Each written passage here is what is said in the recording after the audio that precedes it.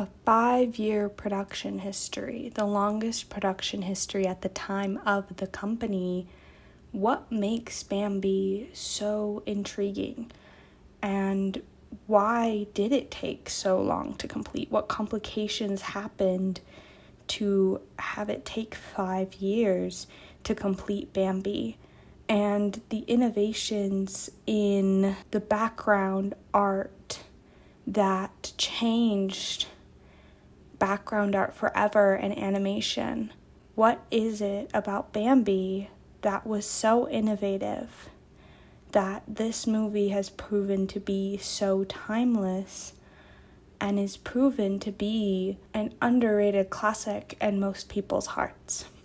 That and more as we get into the history of Bambi and my husband and I's thoughts on the movie as we are going through our Disney animated tier list, watching every Disney animated movie in release order, and ranking them on a tier list.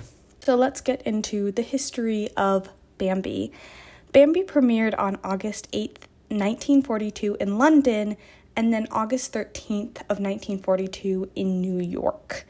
So the film is loosely based on the 1923 book called Bambi, A Life in the Woods, written by Felix Salten. Bambi received 3 Academy Award nominations for Best Sound, Best Song for the main title Love is a Song, and the Best Original Music Score. In my opinion, Bambi truly earned all of those nominations, and I'm very sad that it didn't win because the music in this movie is absolutely stunning. I cannot convey how much they stepped up the game with this. You can tell that they started production for this around the same time that they ended production for Snow White, and that they were toying with the thought of this at the end of the production of Snow White because it just gives the vibes of this was supposed to be the second movie to be released, because Snow White and Bambi just go hand in hand in the way that Pinocchio and Dumbo go hand in hand, in the art styles and in the way that just the story is presented. It just goes hand in hand, and the beauty of Snow White goes hand in hand with the beauty of Bambi in the score and in the animation. And so, in my opinion, if you love Snow White, you're gonna love Bambi as well. The American Film Institute named it the 3rd of the top 10 animated movies, and in 2011 it was added to the National Film Registry to be preserved. All of the other Disney movies, so that is Snow White, Pinocchio, Fantasia, and Dumbo, have all been added to the National Film Registry. Just like Snow White and many of the other Disney films at the time, the voice cast goes uncredited in the movie. We have figured out who the voice cast is, and in fact, the documentary I have down below, they have interviews from the younger voice cast. So the younger Bambi, the younger Thumper, and the younger Faylene. They do have the voice cast talking about their experiences. It's a little bit of a dispute on who voiced older Bambi, which I find very interesting. Because they go uncredited, can be up in the air because no one really, there are kind of sources sometimes to say who voiced who, but other times it just kind of goes unknown and is kind of lost. So it's kind of up in the air if you go and look on Wikipedia who actually voiced him when he's older. In 1933, the rights to the book were bought to produce a live-action version for the movie studio MGM, but the project proved to be too difficult. And so the idea was then that they would ask Walt Disney to help animate for the project. And this was the time when Walt was strongly considering creating a feature-length film, so Snow White had not happened yet. But he was deeply considering wanting to go down that route. If you want more about that, that's in my Snow White video. And Walt initially denied the idea of doing the Bambi project, feeling that the studio was not ready for such an undertaking. But then he changed his mind and the rights were sold to Walt in April of 1937 after Snow White was complete for the most part. So Snow White would premiere in December of 1937. So at that point, I believe the film would probably most likely be, for the most part, complete. And Bambi was intended to be the second film released by the company after Snow White. I think I said that earlier. But there proved to be difficulties. These specific difficulties were that the source material proved to be too grim for a family audience, and that animating realistic deer proved to be more difficult than thought. So the production was put on hold. And then in August of 1939, production on Bambi finally started again, but progressed slowly due to changes that had occurred in that time. So I think that there were some staff changes in that time, and just some things kind of got shook up. And there were many struggles figuring out the story, as many scenes had already been planned out, but only to be scrapped because they didn't have anything to do with the story. There was one where we were going to focus on like a big old anthill, and then there was one where there were these two chipmunks that were going to be part of the story, but they were later cut. And you can still kind of see them, but they're not really a big part of the story anymore. And 6 bunny characters were planned to have their own unique personalities like the dwarfs in Snow White, but then it was suggested that they only focus on one, so then Thumper was born. And spoilers ahead, if you haven't seen Bambi, I do get into some history with some spoilers, so if you don't want spoilers, I will suggest you mute from this timestamp to this timestamp. So we were supposed to watch Bambi's mother die. However, the writers decided that it was too dramatic and emotional, not to mention traumatizing, so they decided an off-screen death would be best. And Walt really wanted to show the man burning after the forest fire was lit, but it was discouraged when it was decided not to show him at all. And I'm kind of glad. I think that would have been, both of those things would have been a little bit too graphic. Welcome back, people who didn't want spoilers. Now let's carry on. The writing was complete in July of 1940, where the budget had grown 19.7 million adjusted for inflation. Whew. And although the studio had animated animals for Snow White, Walt wanted the animals to be more expressive and realistic. And so he had a painter of animals named Rico Lebrun come and lecture on animal anatomy and movement. And the animators visited the Los Angeles Zoo, and they also brought in many different animals to the studio, such as rabbits, ducks, owls, skunks, and fawns to study their movement. It is said that the fawns that they studied were actually named Bambi and Feline. It was animator Mark Davis who created the final design for Bambi. He took Lebrun's realistic techniques but exaggerated Bambi's face, giving him a shorter snout and bigger eyes. And although there are no humans shown, an actress and an ice dancer were used as live-action reference for the scene where Bambi and Thumper are ice skating. And this was a really growth moment for a lot of the animators because, like when Snow White taught them realistic movement of humans and some animals, Bambi expanded on learning the anatomy and movement of animals. I remember I talked about in my Snow White video that they did learn some anatomy of animals, but I think that this allowed them to dive deeper into that than they had when they learned for Snow White. And I think there also was some new animators hired. And so I think that that helped as well because they then got trained in this as well. And so this knowledge would then be carried into different Disney projects. The backgrounds in Bambi were inspired by the Eastern American woodlands like Maine, Maryland, Vermont, and upstate New York. And Disney artist Jake Day spent weeks in Vermont and Maine in the forest sketching and photographing deer in the natural wilderness. However, his sketches were found to be too busy to the eyes and have too much to focus on. Tyrus Wong, an animator, then showed him his sketches, which were liked so much that he was appointed the art director for the film. His backgrounds are seen as revolutionary as they had much more detail in the center and less around the edges, causing the eyes to focus on the characters.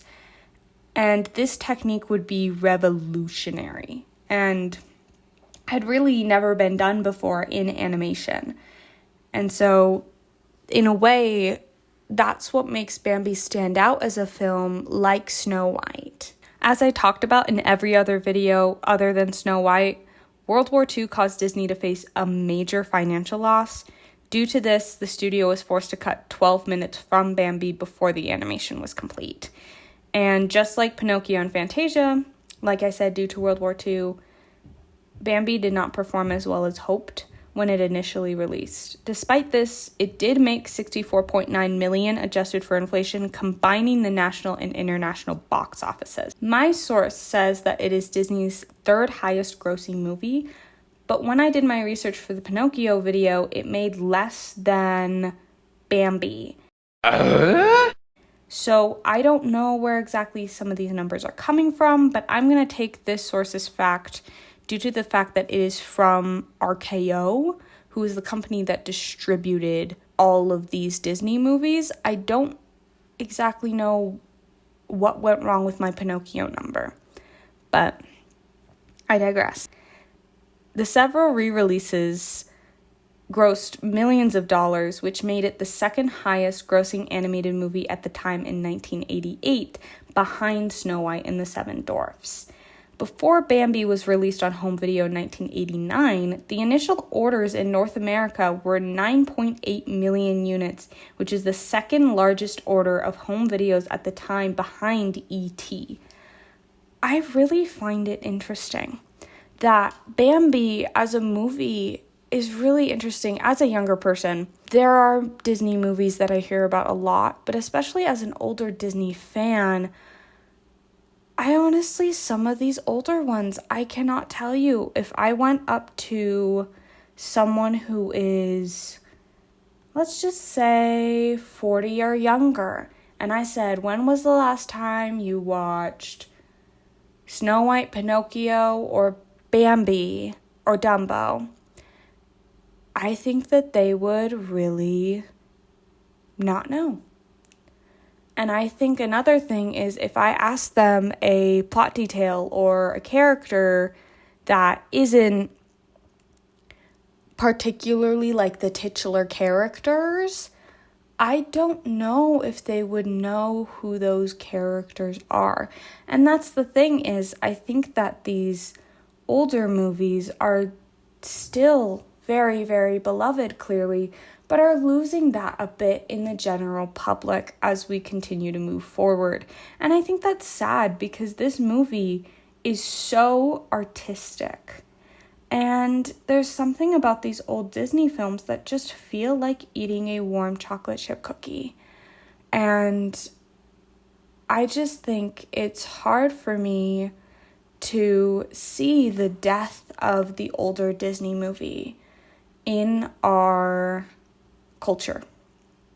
The death of the classics is interesting because even in the Disney community, as we get more Disney adult millennials, I know that you know these characters, but I just don't know if you know their stories. And it's really hard for me because some of these Disney classics I didn't own on DVD, but a lot of them I did. I don't think I own Pinocchio, and I don't think I own Bambi, but that doesn't mean that as an adult, I don't appreciate them, because I did watch them, I think, a few times as a kid. And so I think it's hard for me to process that these movies are dying and are a dying breed when they clearly in the past have been so beloved to be the second largest order of home videos behind E.T. And I think that it's really hard when a lot of modern family films are just not as good as they used to be. Anyway, on to things. Bambi was actually the first Disney movie to receive a dub in a Native American language, and the dialogue was dubbed in Arapaho after a professor of Native American Studies and Anthropology at the University of Montana started an initiative in 1994, and a screening would be held in November of that year. And a VHS version of Arapaho was provided to the Arapaho Nation in 2000. And Arapaho also appears as a language option on Disney+. And so the dialogue was dubbed, but the songs were not. But I think that this is very cool.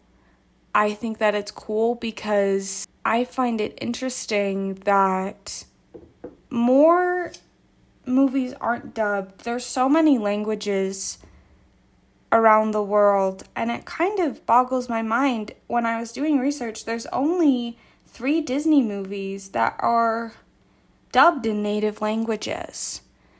And even then, they're not a specific native language. Each of them are a very specific, different native language. And I just find that interesting that this happened, because I just don't think Disney has the energy to do something like this anymore. And I hate to say that, unless it becomes a big thing, I don't think Disney has as much of the energy to do this anymore as like a little service for these people. Anyway, so the movie got mixed reviews at the time of release, and many criticized the fact that it strayed away from the fantasy found in most Disney films. And I'd agree. It still has that Disney heart, but I could understand how it's much more grounded than anything else that Disney had produced at the time, at least. I mean, to those people, some of them I say, have you seen Dumbo? But of course, they probably slept until Dumbo flies, because I don't know.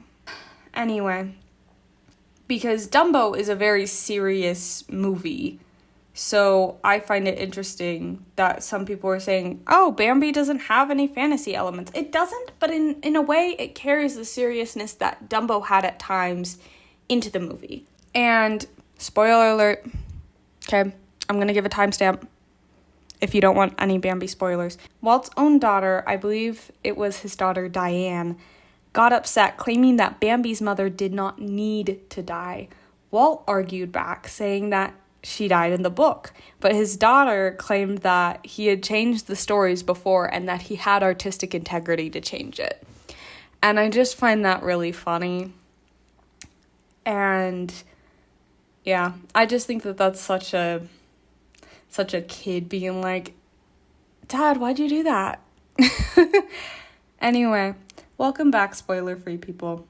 Bambi and Friends were released to the American government to promote the prevention of forest fires in 1942, but because they were only allowed to appear for a year, Smokey the Bear was created. And there were several other ads. My research said an ad in 2006, but then I found one from 1984 on YouTube. So I'll play a few here, at least the 2 I could find. I might be able to find more. So whatever ads I can find, I will snip here and put here. Fire! Fire! Run for your lives!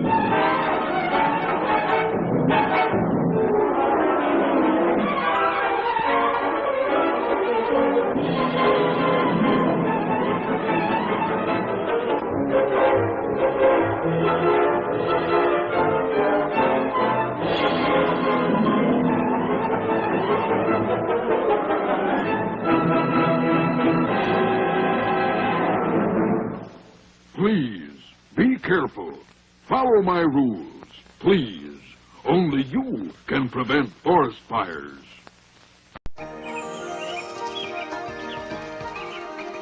Hello, young prince. Hello, young prince.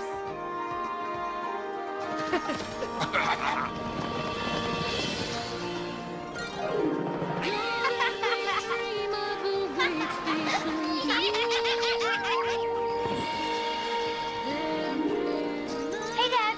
Where are we going today? Only you can prevent wildfires. Hello, I'm Smokey Bear. This is my friend, Thumper. He lives here in this forest. Bambi's family lives here, too. It's their home. But sometimes people come here, and they get careless. Please don't be careless. Remember, Only you can prevent forest fires. Only you. And Bambi also made an appearance in the Donald Duck cartoon No Hunting in 1955. And this is one of my favorite facts. I think this is so funny. In 2018, a deer poacher was sent to prison in what is considered to be the biggest poaching case in Missouri. Due to this, part of his sentence was to watch Bambi once a month during his year-long sentence. I don't know how many deer he poached to get this sentence, but I think this is one of the most interesting facts about Bambi. And I find it, frankly, I find it hilarious. And Bambi 2 was released in 2006, and I will talk about that later when I watch Bambi 2. There were talks in 2020 of a photorealistic CGI remake of Bambi, like The Lion King, that we had before. But as of today, in 2025, there have been no news about it. So, and I also know that due to some live-action remakes not going so well, Disney has kind of postponed any ideas further of live-action remakes. There was actually a lawsuit over the rights to the book Bambi: A Life in the Woods, as the author's daughter renewed the rights in 1954 after he had passed away. And after her death, the rights were sold, which led to a lawsuit with the publishing company that bought it and Disney. Disney argued that due to the copyright not being filed when it was published, and the fact that by the time the rights were renewed, it was past the deadline, the book was in public domain. Disney won at the time, but the decision was reversed in 1996. However, as of 2022, the book is in public domain. So, if Bambi kind of had a back seat for a few years, a few decades, I wouldn't be surprised if it was just due to that lawsuit. So, anyway, that is all I have about the history. And so, stick around for my husband and I's review and other little goodies and nuggets. Alrighty, so we just finished Bambi, and honestly, it is a really good movie. I've only seen Bambi once, and I think that a lot of people, it's the same thing with Dumbo, where like they know the character of Bambi, and like if I ask them, they might talk about like the older, like when Bambi's younger. It's like, but then they won't talk about the scenes when they're all grown up, really. You know, because who really remembers that part? I don't think a lot of people do. If they have seen Bambi at all, which I'll be honest, I don't know if a lot of people have seen Bambi. Well, I imagine part of it's also a similar treatment to Fox and the Hound, which does a similar thing, where Disney, and maybe this is intentional or not, it's a lot easier to market younger Bambi as like a cute little deer, and just like how it's a lot easier to market Todd and is it Copper? Am I right on that? Yeah, I was like, it's been a while since I've seen it. It's a lot easier to market Todd and Copper when they're young. And I feel like it might be, honestly, the same thing. I wouldn't be surprised. I mean, it's on all of the box art and stuff. They do I didn't even know there was a part where Bambi was older till I saw the Lorcana card. Oh, yeah. I didn't even know that. I forget what Lorcana card we have. It's called like Forest Duel, I think is what it's called. Oh, yeah. But it's depicting the scene with the other one when they're fighting over Faline. Anyway, so I think that this movie it's like Snow White, where it's very pretty and the music is gorgeous. But it's like Snow White, where it's kind of has a plot, but it's mostly pretty to look at. Yeah. And that's kind of the biggest thing, is it's pretty to look at. So I can understand why why some people put Dumbo and Pinocchio higher than Snow White and Bambi, because I think that they see it as boring. Whereas to me, I'm like, I put it on, I don't care for much of a plot. The songs are gorgeous, And the movie itself is gorgeous. Like, again, it feels like eating a warm chocolate chip cookie. These movies specifically, where the art is really good and it has that Disney chorus. Like, we both feel like taking a nap right now. It's Sunday afternoon. We're kind of lazing around. It feels like a nice big warm hug from Walt himself in some ways. And I think that that's beautiful. I had heard that this one was actually supposed to come out before Pinocchio, like instead of Pinocchio, but just there's so many production setbacks that I'm probably going to do research on and talk about. But I guess that might explain why it kind of has more of that Snow White kind of quality to it compared to Pinocchio and Dumbo. Well, I also just feel like we talked about, like, Bambi and Snow White, they're a little bit more plot light compared to the other two, and I don't think that's inherently a bad thing. I think kind of, maybe not the message, but one of the themes of Bambi is the circle of life, right? It's supposed to show that no matter how much man or humanity is destructive towards nature, life is still going to carry on. And that's illustrated, of course, through Bambi and his life. And I feel like it does it pretty much on the nose. You know, it doesn't really need much more of a complicated plot to get that type of theme across.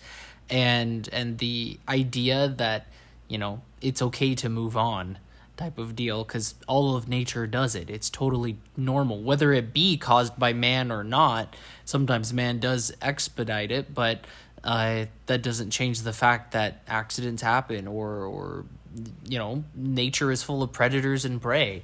So it makes sense that, you know, a story like this happens. And I think despite it being more plot light like Snow White, I think it does a lot with its story.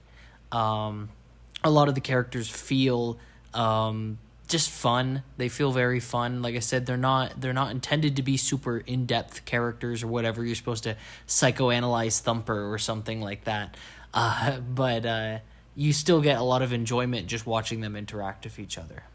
And there's something to say about how, I don't know if this is just me, but I enjoy the ones that are gorgeous and have good music much more, maybe this is just me, but much more than the ones that, like Dumbo and Pinocchio, where they are also pretty, but they have more fleshed out characters, but they are also still simple. But there are moments where I think you feel in those ones more where the stopping points are. So with this one, it feels like, with these ones like Snow White and Bambi, when it slows and the pacing slows, it feels like a train kind of slowing down to the station, you know, and because it's still so pretty, you know, like you kind of feel a little bit like, oh, you know, things are kind of slowing down here, but it doesn't feel like disruptive at Pinocchio for that stupid filler scene. With the slower moments with the other movies, it feels like you're slamming on the brakes. I was like, to give a comparison, it's like being on a train and coming to the bus station in the middle of Appalachia, where there's all these pretty forests and sights to see out. Of course, back when there was more common. Nowadays, maybe not so much. But at the time that Bambi would be taking place, versus getting off a train in the middle of desert, like where we live out in the western United States, where most of it's just desert land. You know, the desert's pretty in its own ways, but sometimes there ain't much to look at. Road tripping in the desert is atrociously awful, because it just is miles upon miles. Like, I'm originally from California, and so I've road tripped to and from where I live now, and it's just rough. Going through Nevada and Arizona and, like, Central California, it is just desert and desert and desert until you hit some trees. Yep. Watching all the tumbleweeds pass and it can be rough. And so that's kind of how I feel about some of these. Like, I do not mind if these Disney movies are slow because they're so gorgeous or they give me such a beautiful soundtrack to listen to. But if Pinocchio stopped and did a scene like April Shower, you know, but it wasn't as pretty, I'd be like, I'm bored. But since Bambi did it and it's so pretty and that's kind of the tone of the movie, I'm not bored in this movie. Like I said, it feels so calming because it is so pretty. And I think that it is simple, but in a way, these characters have a lot of depth. And I hate to say it, like, there's a lot that you can pick into here than you can with the other movies, because the other movies are pretty plain and simple. But with this one, you can really get into the dichotomy of the forest and think about these things. You know, there's a lot to think about because they've kept it so simple, you know, with these characters. Like, there's something to be said, like what you said, with it's about resilience and how nature will always find a way to adapt. And I didn't even think about that until you said that, is that nature will always adapt and will always adapt to the story. And I just think it's good, clean fun. It's just, the beginning is good, clean fun. So I would highly recommend, like, it's just a fun time. And it's cute and it's fun. And I don't know, the Twitter-pated part got a little laugh out of me. I thought they were funny. And to make a comparison, so I said in my Pinocchio video that I was really, really angry and upset and, like, getting, like, in a spiral because during the Finding Monstro scene, Pinocchio was always getting away from Jiminy Cricket. In this movie, there was a moment where Bambi and, what's her face?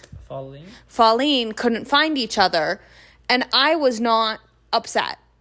I was not upset because I felt like they were going back and forth with me. I just kind of, because it was just straight through. I don't think because we were seeing the other person's perspective, though. I think that was the thing, is they didn't show the other person's perspective.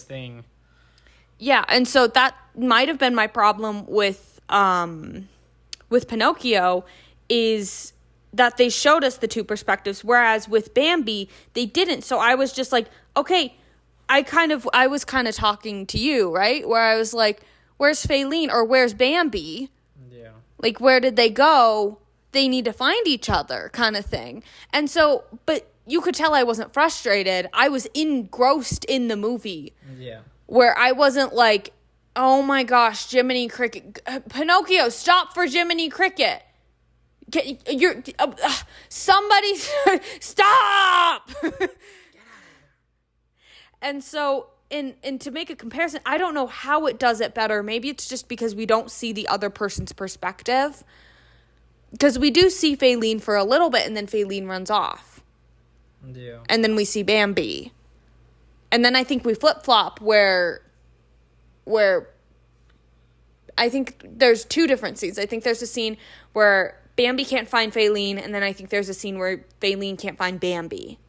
Like, I think it's two different scenes. But because it's two different scenes, and it doesn't flip-flop perspective, I don't know, maybe it's just also the writing, where, like, I don't know, maybe it was also just, like, the pacing of the scene. Like, the scene went quickly where I was actually engrossed in them finding each other. Yeah. And it wasn't just, Jiminy, you're lagging behind. Jiminy, or Pinocchio, you're going too frickin' fast, kind of thing. So that is something that I will take note of that is much better in this movie. And yeah, like I said, it is just one of those Disney movies that looks so gorgeous, and just, I swear, the second that Disney chorus comes in, I just feel like I've eaten a chocolate chip cookie. Like, I feel so warm inside no matter what it is. Just that Disney chorus just does it for me every time, and I cannot describe it. It fills me with so much nostalgia, even for a movie that I did not watch much as a kid. And that's very interesting to me that just the sound of this choir. I think you hadn't seen this movie. Yeah, I've never seen it. I thought the choir was very good. And yeah. Do they fill you with nostalgia? I mean, I don't know if I would say that, because I don't know, nostalgia is different for all types of people. But yeah, it was very pretty, and I could definitely see where you would get that importance from, because you kind of have a choir background. So I'm sure you get lots of appreciation from it, a lot more than I would. I don't know. I think even then, like, the music in the film just is really, really good. Mm-hmm. And it's kind of like, I don't know. It's kind of like, maybe that's the thing with Pinocchio, is that they have that When You Wish Upon a Star song, and then they don't have anything to make you really feel warm and fuzzy for like a while. Yeah. Like, they have that beginning and they have all of that, and then, like, I don't know, it is a completely different film. And so if your tastes lie more with Pinocchio, you're so valid. But if you really adore Snow White, you'll love Bambi. Yeah. Is something that I will say. That makes sense. I think I would agree with that. They are very similar in nature as movies. So I don't really got much else to add other than that. Yeah, and simple. And I think that we want to put it in high B tier. Yeah. Because I think that something that we have to consider here is the artistry of the film itself. It is very pretty. It is a very pretty movie. And most of this movie is like looking inside of a painting. It is, yeah. Very much. The image that kind of came to my mind a lot was Bob Ross and the way that he does paintings. Just kind of reminded me a lot of that. It is. It is very... Yeah, it is. That's the best way to describe it. It's like, in a way, you have stepped into a Bob Ross painting. Yeah. And it's just gorgeous. And you don't hear about this one much, so I'm very excited to cover this and research and do everything about it, because when was the last time anybody seriously talked about Bambi? Probably not in a while. I'll say that much. Alrighty. Do you have anything else to say? No. Genuinely good movie. I think I kind of agree. Kind of like it's a solid B tier. It's nothing to halt the presses for, but it's a good movie nonetheless. I'm sure it was at the time. I'm sure it was very heavily praised. And I think that it should be praised today. I think that it should be praised today. I don't think it loses that appreciation in today's time. I don't think it loses anything. In fact, I think it is it kind of goes there with Dumbo, even though I love Dumbo. She's very simple, though. Yeah. But I think it kind of gets roped in with Dumbo, where people don't think that there's much there, but there's so much more, at least there is with so much more with Dumbo, but there is so much more than with Dumbo, with Bambi. There's so much more there because it is just gorgeous. So honestly, if anything, just turn it on in the background just to look at the visuals. Yeah. I like to fold my clothes while watching something, or I like to get the housework done sometimes while watching something. And so just turn it on in the background and just sometimes just gawk at it, because it is gorgeous. And I cannot stress, like, the chorus is so beautiful in it. And I think that this is really one of the movies that cemented the chorus and having the Disney chorus in like almost every movie. Yeah, or at least as it's practiced in later movies like, Cinderella, Sleeping Beauty, etc. Well, they do it in Alice in Wonderland, and a lot of, like, I think they might do it in Peter Pan. I haven't rewatched Peter Pan in a while, which is why I'm doing all of this. Yeah, so I think that this movie is incredible and an incredible watch. I think that it's for all ages. I'll be honest, yeah. I think it's for all ages. And I think that it's a movie that you don't really have to explain that much to children. Well, something that kind of came across to my mind, I'm not sure if you ever read or heard of Watership Down. No. Similar book, basically about rabbits. I would say it's a little bit different from Bambi because the author pretty much tries to turn the rabbits into like a full-blown society that they almost live. That to humans, Like Animal Farm? No. Like not like Animal Farm. Like it's like Bambi. They're all forest animals and stuff. But you know how they like refer to Bambi as the prince, and they have the great prince and stuff. It's like if you kind of took that idea and kind of took it to its logical extreme of like, well, what would an actual society of animals look like? Especially from our perspective of today, of being realistic. And but that's not the main part I was talking about, just one of the main differences there. But in the story, they kind of have a representation of death that comes to claim the main rabbit at the end of the story because he's an old... the book basically goes over the main rabbit's lifetime. And so at the time, they kind of have this... they have their own like religion of sorts. And basically their representation of death shows to claim him. And they kind of do it in a very like soft and very comforting type of way, especially after all of the horrors of the book you see of different ways that different things that happen, different characters. You get this pretty much ending where it's like, this is part of life. Like, death is normal. Death is okay. It's not something to be scared of. And I think Bambi kind of approaches it the same way, just from a different angle, right? Bambi's mother dies very suddenly, but they still kind of approach it delicately and still allow it to be something that's just normal and that's something that's part of life. And kind of like I said, life goes on despite what happens. Oh, they portrayed children when they were kids. They portrayed children so well. Like, you could tell that whoever wrote it definitely was a parent because the parents were written so well, and like the kids were written. Thumper specifically is just... Thumper is always like a favorite, but like the scenes with Thumper, you can tell a parent wrote them. Yeah, I definitely agree. They're something I would expect my mom would write. Talking about her darn kids or something. But in a kind-hearted way, of course. Anyway, I think that this movie just has a lot of genuine heart to it. And I think that there's a lot of beauty to it. So I think that it is something that everyone can really enjoy. And it can have a place in everyone's hearts. I have no idea what Bambi 2 involves. So I am excited to watch that. Because I do not know if it is a prequel like Tarzan 2. Or like, I guess a midquel? Is that what it's called? A midquel? Oh, like kind of like what Fox and the Hound 2 does? Yeah. Yeah. So, I guess. like, Tarzan 2 is a midquel.